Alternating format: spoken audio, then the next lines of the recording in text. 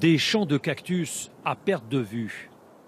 Pour les Mexicains, cette plante vertueuse est non seulement respectueuse de l'environnement, mais aussi bonne pour la santé.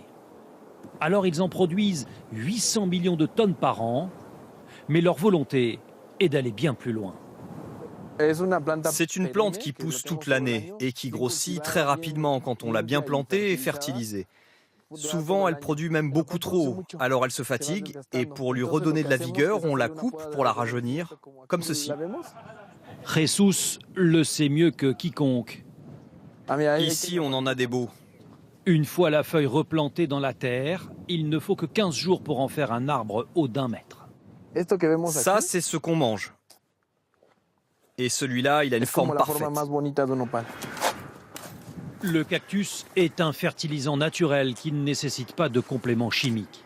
C'est aussi une plante qui stocke de l'eau dans ses branches, ce qui en fait une sorte de réserve naturelle. Voilà pourquoi le cactus est considéré comme une réponse aux sécheresses, à la hausse des températures et à la dégradation des sols. À tel point que l'ONU le recommande très officiellement. En Amérique du Sud, il gagne du terrain. Les Mexicains en consomment déjà 6 kilos par an et par personne, ce qui équivaut à 40% de la consommation de la pomme de terre. La texture est délicieuse, c'est croustillant, ça a vraiment du goût et je trouve que c'est un mélange parfait de sucré et de salé. On peut le préparer de bien des manières. Ce chef cuit la version crue au sel pour une entrée, mais on peut aussi l'ajouter à une soupe ou en faire l'accompagnement d'un plat en sauce. Et sur les marchés mexicains, on commence à voir apparaître le cactus transformé et décliné sous différentes formes, mélangé à du jus d'orange. On en fait aussi de la marmelade, de la crème de soin, des condiments, de la farine et même des barres de céréales. Si le cactus devient tendance, c'est aussi parce qu'il possède des effets antioxydants, anti-inflammatoires et neuroprotecteurs.